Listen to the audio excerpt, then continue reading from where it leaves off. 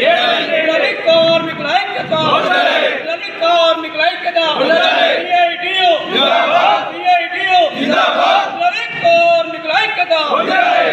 కార్మికుల ఐక్యత, భవన నిర్మాణ కార్మిక సంఘం, భవన నిర్మాణ కార్మిక సంఘం.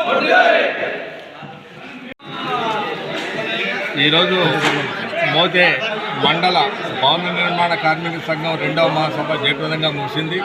ఈ మహాసభలో కేంద్ర ప్రభుత్వం భవన నిర్మాణ కార్మికులకి రక్షణగా ఉన్న సంక్షేమ బోర్డును నిర్వీర్యం చేయటం, నిత్యావసర వస్తువులు కానీ మన భవన నిర్మాణ కార్మికులకి వెల్ఫేర్ బోర్డుని నిర్వీర్యం చేసిన దాంట్లో కీలకంగా చర్చించడం జరిగింది. ప్రధానంగా కార్మికులకు యూనియన్ పెట్టుకునే హక్కును కూడా ఈ మధ్య కేంద్ర ప్రభుత్వం లేబర్ కోడ్ల ద్వారా రద్దు చేయాలని ప్రయత్నం చేస్తూ ఉంది.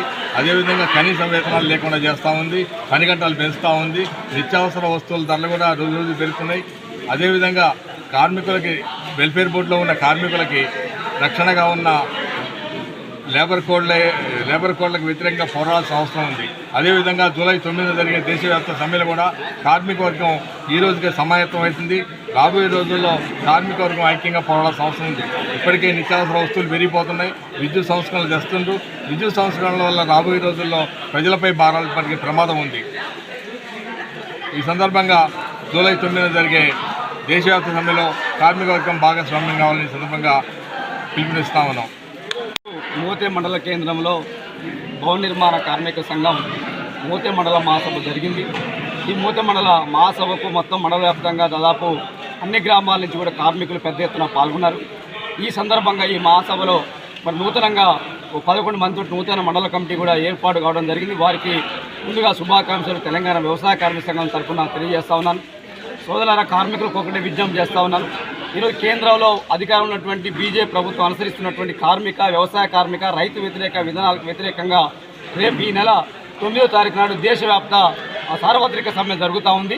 ఈ దేశవ్యాప్త సార్వత్రిక సమ్మెలో మోతే మండలంలో ఉన్నటువంటి అన్ని వర్గాల భవన నిర్మాణ కార్మికులే కాక అన్ని వర్గాల కార్మికులు రేపు జరిగేటువంటి 9వ తారీఖు నాడు జరిగేటువంటి బంద్లో పాల్గొని చెప్పి కోరుతా ఉన్నాం. అదేవిధంగా ప్రభుత్వం, గత ప్రభుత్వం కానీ ఈ ప్రభుత్వం కూడా భవన నిర్మాణ కార్మికులకు అనేక మరి హామీలు కూడా ఇచ్చినటువంటి పరిస్థితి ఉన్నది. కానీ హామీలు ఇచ్చి కూడా దాదాపు 2 సంవత్సరాలు అవుతా ఉంది. కానీ కాంగ్రెస్ ప్రభుత్వం కూడా ఇప్పటికి కూడా భవన నిర్మాణ కార్మికులు ఇచ్చినటువంటి హామీలు కూడా అమలు చేసేటువంటి పరిస్థితి ఉన్నది. భవన నిర్మాణ కార్మికులు అనేక సమస్యలతో కూడా ఇబ్బంది పడుతూ ఉన్నారు. కాబట్టి ప్రభుత్వం తక్షణమే భవన నిర్మాణ కార్మికుల సమస్యలు పరిష్కరించాలని చెప్పేసి డిమాండ్ చేస్తూ ఉన్నాం.